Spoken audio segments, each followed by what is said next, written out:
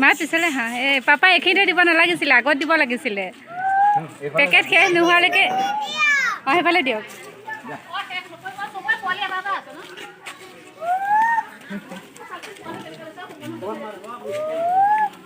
নমস্কাৰ বন্ধুসকল, স্বাগতম জনাইছোঁ জয়শ্ৰী ব্লগৰ অন্য এটা ভিডিঅ'লৈ।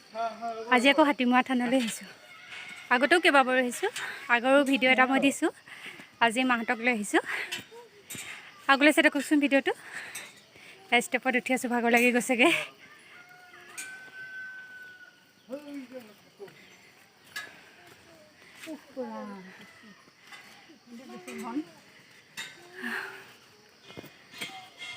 মন্দিৰৰ কাষতে থকা এয়া হৈছে ব্ৰহ্মপুত্ৰ নদী।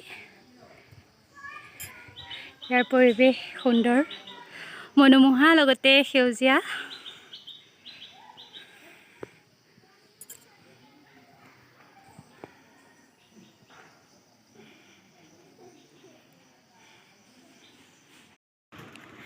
এয়া হৈছে মন্দিৰৰ লগতে লাগি থকা শিৱ মন্দিৰ ভাগ।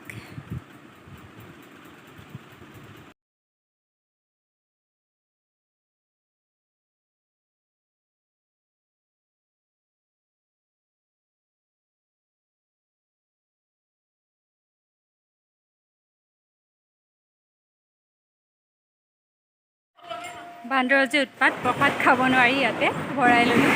বাপৰে, ইয়াৰ দেখিছে উৎপাত।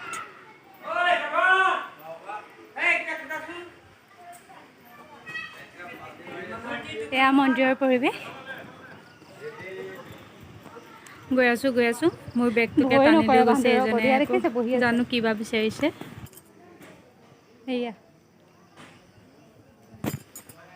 এয়া মন্দিৰৰ ভিতৰলৈ দেৱী মা মূৰ্তি।